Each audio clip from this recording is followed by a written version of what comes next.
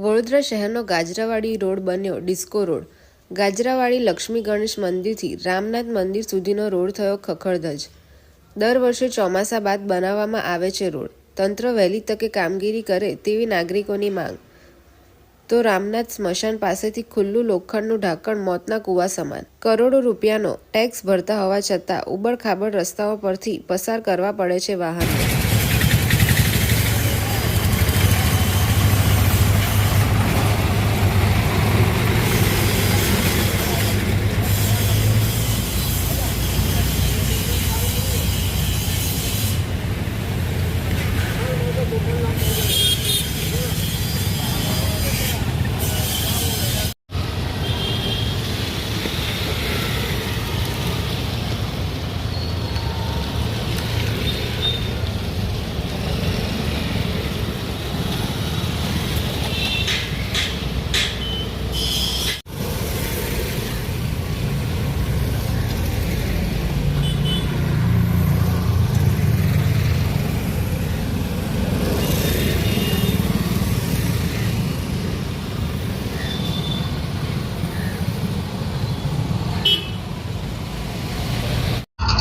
કઈ જગ્યા છે અને કે રોડની પરિસ્થિતિ?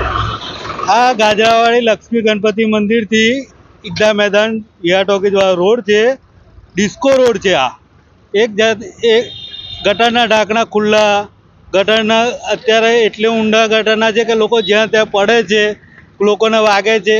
કોઈ અત્યારે એ રોડના સમારકામ માટે કે દિવાળી પહેલેથી લગભગ આ વરસાદ પછીનો આ રોડ ડિસ્કો રોડ થઈ ગયેલો છે। કોઈ જોવા સુદ્ધા નથી આવતું। કોર્પોરેશનનો અધિકારી આવે છે, 4 ખાડા પૂરી અને જતા રહે છે। 6 ખાડામાં 10 ખાડામાંથી 4 પૂરે છે, 6 રવા દે છે। કોઈ કહે છે કે 16માં આવેલું છે, કોઈ કહે છે 14માં આવેલું છે। આવી રીતે બાય બાય ચાઇની કર્યા કરે છે અને કોઈ અધિકારી આ રોડને જોવા તૈયાર નથી।